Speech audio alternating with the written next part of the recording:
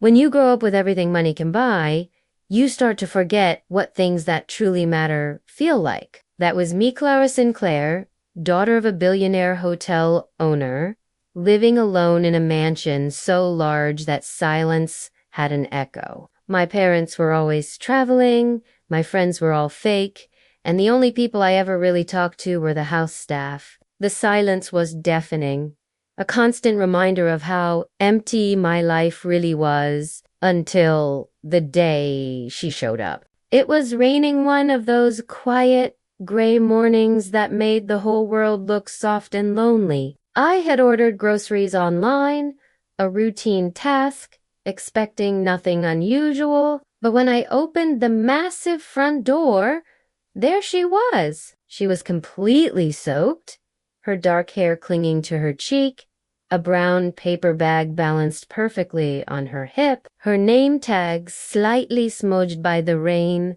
read Maya, delivery for Miss Sinclair. She asked. Her voice was calm but low, the kind that somehow warms the air around you. It was a stark contrast to the hollow sound of my own home. I just nodded, stepping aside to let her in. She moved carefully, trying not to drip on the polished marble floors, her sneakers squeaking softly with each step. I don't know what hit me first, the stark contrast of her simple, rain-soaked clothes against my ridiculously expensive, or the way her small, genuine smile seemed to make the entire mansion feel alive for the first time. "The kitchen's this way," I said, trying my best to sound casual, pretending not to stare. She followed me, placing the bags on the vast marble counter. When she handed me the receipt to sign, her fingers brushed against mine. It was the smallest, most insignificant touch, but it felt like a jolt of electricity. "Sorry," she mumbled, pulling her hand back quickly. "It's fine," I said, maybe a little too fast, my heart suddenly racing. After she left, the silence returned, but this time it was different. It was filled with the memory of her. I found myself replaying that one tiny moment, that accidental touch. I couldn't understand why I suddenly felt awake, like the world had shifted from black and white to color. So the next morning, I did something I'd never done before. I ordered groceries again from the same store, and I did it again the day after that. And the day after that, it became my new secret ritual.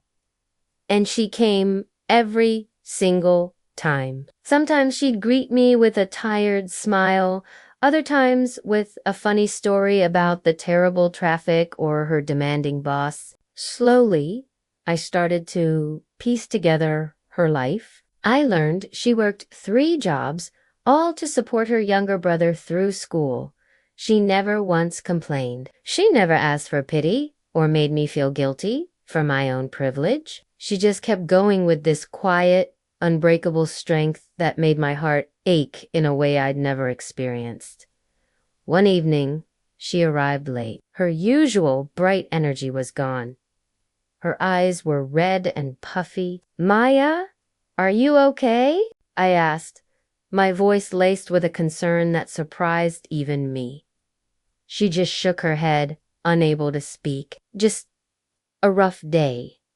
Without thinking, I grabbed a towel from the linen closet and then made her a cup of tea. We sat together at my ridiculously long dining table, me in a silk robe, her in her worn-out rain jacketan. For the first time, the world felt like it had shrunk to just the 2 of us. She looked around the cavernous room at the chandeliers and priceless art, and said softly, "You must never feel lonely here."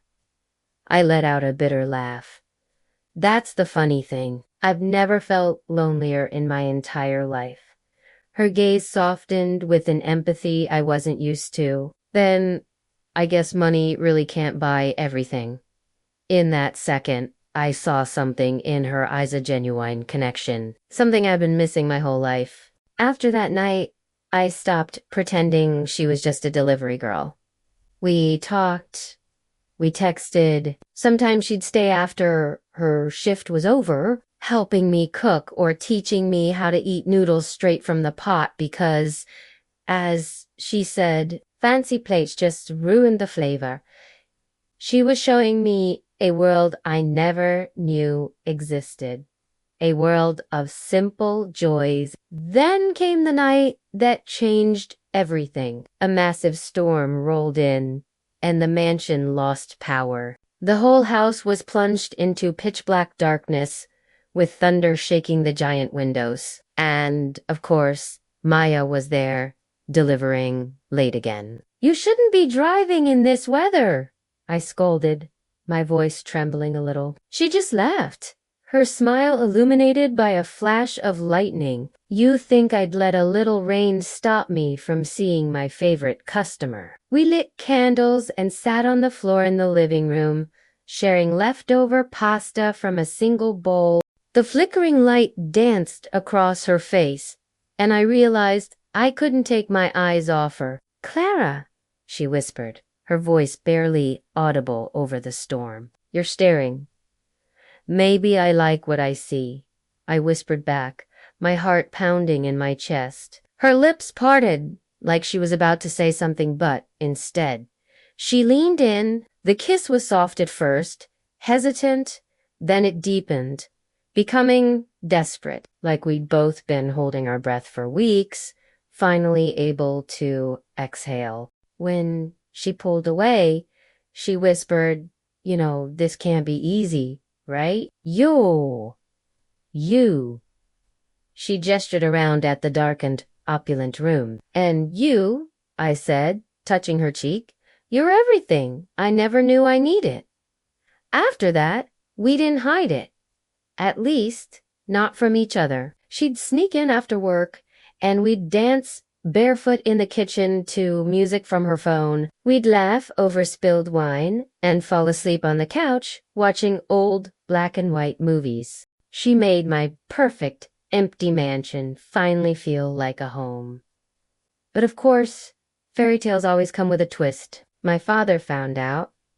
He called me, his voice cold as ice. He called her a distraction, a commoner who didn't belong in our world. He threatened to fire any security guard who ever let her through the gate again. And just like that, Maya disappeared. The next day, she didn't show up. I called, texted, nothing. The silence in the mansion was back, but now it was 1,000 times worse. It was a suffocating, unbearable void where her laughter used to be. Weeks passed. I had given up hope until one morning I heard the doorbell. My heart stopped. I opened the door and there she was again, not in her work uniform, just in jeans and a t-shirt, holding a single, small bag of groceries. "I quit that job," she said, a slow, beautiful smile spreading across her face. "Figured I'd rather deliver my heart than your groceries." I laughed through my tears, pulling her into my arms and holding on like I'd never let go. "Then don't ever leave again," I sobbed into her shoulder. She pulled back and looked up at me, her eyes shining, rain glistening on her lashes. "Only if you promise to keep me even when the fridge is full." And I did. I promised. Because sometimes love doesn't come in diamond boxers or with grand, sweeping gestures. Sometimes it shows up on a rainy day wearing a name tag, carrying a bag of groceries, and steals your heart without even trying. Thank you so much for listening to my story. If you enjoyed it, please hit that like button and subscribe for more. See you next time.